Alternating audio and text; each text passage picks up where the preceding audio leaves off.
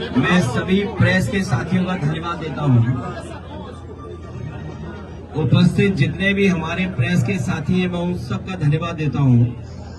साथ ही साथ हमारे बहुत बड़ी संख्या में समाजवादी साथी हैं जो इस घर में भी हैं और बाहर में देख रहा हूं बड़ी संख्या में जनता और समाजवादी साथी दिखाई दे रहे हैं। हमें दुख है इस बात का कि ब्रजेश राठौर की जान चली गई और लापरवाही की वजह से जान चली गई। जहां सरकार को न्याय देना चाहिए था, संवेदना प्रकट करनी चाहिए थी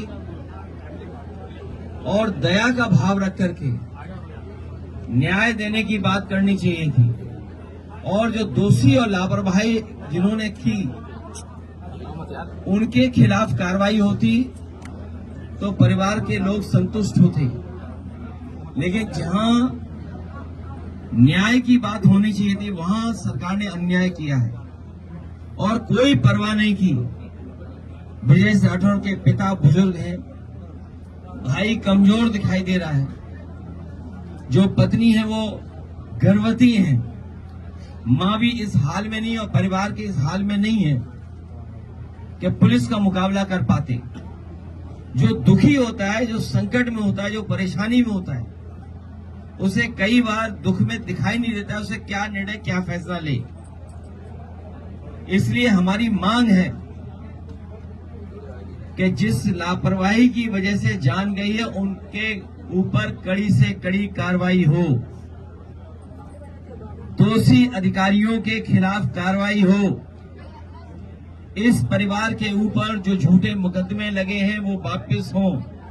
परिवार के साथ साथ सरकार ने दबाव बनाने के लिए, अधिकारियों ने दबाव बनाने के लिए अज्ञात में तमाम लोगों के नाम रखे हुए हैं और अज्ञात इसलिए रखे हुए हैं जिससे किसी को भी परेशान कर सके और वसूल सके, पैसा वसूल लें और अन्याय कर सकें। ये दुखी परिवार है, गरीब है। जो परिवार ने बताया कि घर में आकर के पुलिस ने ताबड़तोड़ जो कुछ नुकसान कर सकते थे, दरवाजे तोड़ना, जहां सामान रखा जाता है वहां उन चीजों की तोड़फोड़ करना, न केवल इनके साथ और इनके सहयोगी और परिवार के लोगों के साथ भी यही व्यवहार सरकार ने किया है।